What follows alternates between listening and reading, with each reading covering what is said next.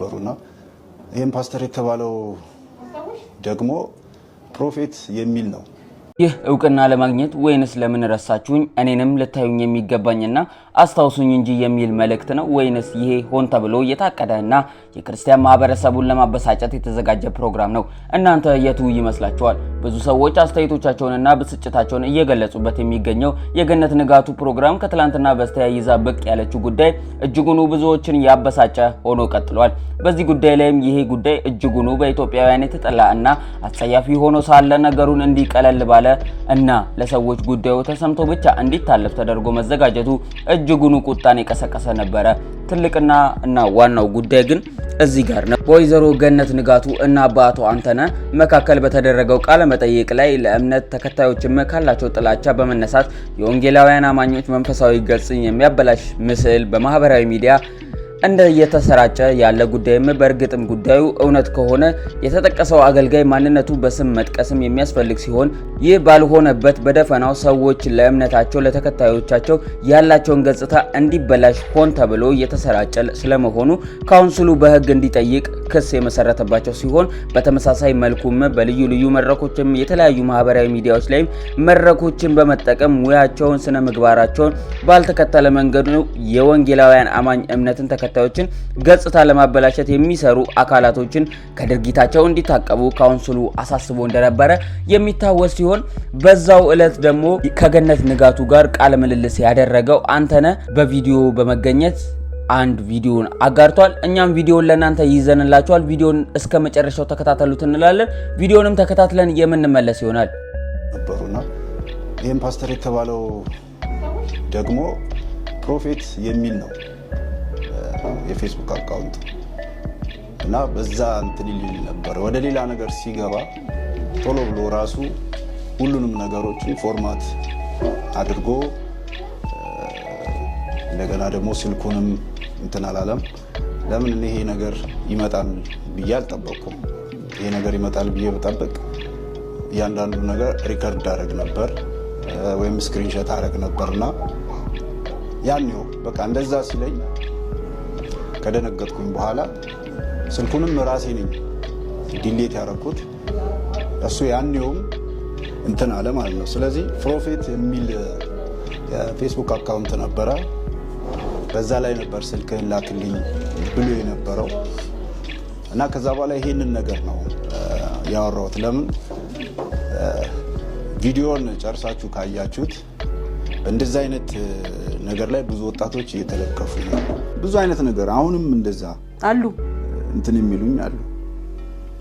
በስቷል። አንደኛው አሁን በቅርብ ጊዜ ታዋቂ ፓስተር ነው። የሚገርምሽ ነገር ፓስተር እና ያው ገብቼ ሳይው ቪዲዮዎቹ ምናምን ሲሰብክ እንደዚህ ትሆናለህ ምናምን እያለ ሲያወራ እንትን ነበርና አወራኝ። ፓስተር የተባለው ደግሞ ፕሮፌት የሚል ነው የፌስቡክ አካውንት እና በዛ እንትን ይል ነበር። ወደ ሌላ ነገር ሲገባ ቶሎ ብሎ ራሱ ሁሉንም ነገሮችን ፎርማት አድርጎ እንደገና ደግሞ ስልኩንም እንትን አላለም። ለምን ይሄ ነገር ይመጣል ብያል።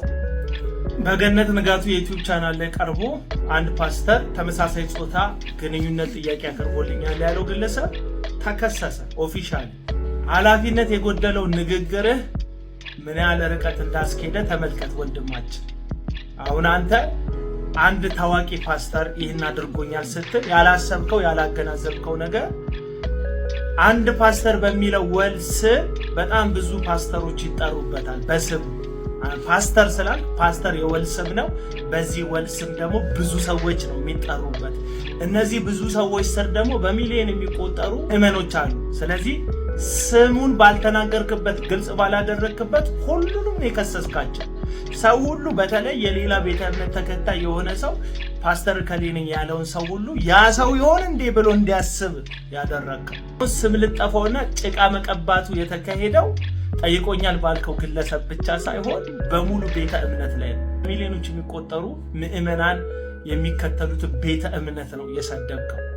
እንዳትረሳው የምፈልገው ነገር እኛ ኢትዮጵያውያን ነን፣ ፕሮቴስታንት ኢትዮጵያውያን።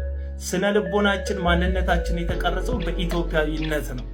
እዚህ ኢትዮጵያዊነት ውስጥ ደግሞ ማህበረሰባችን የሚጸየፈውን የተመሳሳይ ጾታ ድርጊት እንደ እግዚአብሔር ቃልም እንደ ኢትዮጵያዊነትም እንጸየፈዋለን፣ እንቃወመዋለን።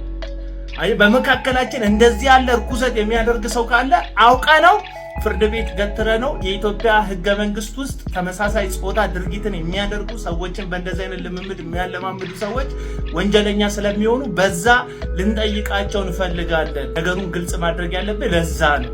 አንተ ግን ግልጽ አላደረግኩም። ስለዚህ ያዋረድከው ያንኳሰስከው አንድ ፓስተር የሚባል ግለሰብ ሳይሆን በዛ የወል ስም የሚጠሩ ብዙ ፓስተሮችን ነው። እነሱን ተከትሎ ደግሞ ያሉትን በሚሊዮን የሚቆጠሩ ምዕመናንን ነው አንድ ላይ ያዋረድከው። ብቻ አይደለም ተጠያቂ አንተን የፕሮግራሟ ማዳመቂያ ያደረገች አርቲስት ገነት ንጋቱን በዚህ ጉዳይ ላይ ተጠያቂ ማትሆንበት ምንም ምክንያት የለም።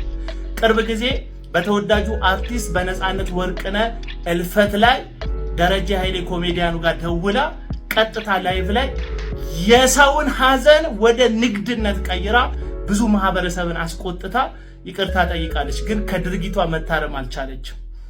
ብሔራዊ ቲያትር መድረክ ላይ አሊያም አንድ ፊልም ስክሪፕት ላይ ትወና እንድትተውን እንደተሰጣት ነገር ፓስተር እንዲህ ብሎ ጠየቀኝ ብለህ ስትነግራት እሷም ፓስተር ወይኔ ምናምን ብላ ተንዘብዝፋ በለመደችው የትወና መንገድ ፕሮግራሟን ማዳመቅ ነው እንጂ የፈለገችው የትኛው ፓስተር መጥቀስ አለብን? ቤተ እምነት እያዋረድክ ነው አላለችም። እዚህ ተመሳሳይ ድርጊት አንድ ቄስ እንደዚህ ያደረገኝ ቢባል ከዛ የቄሱ ስም ባይጠራ አንድ ቄስ ነው ያልከው፣ ግን እየከሰስክ ያለው የኦርቶዶክስ ቤተ እምነትን ነው የሚሆነው።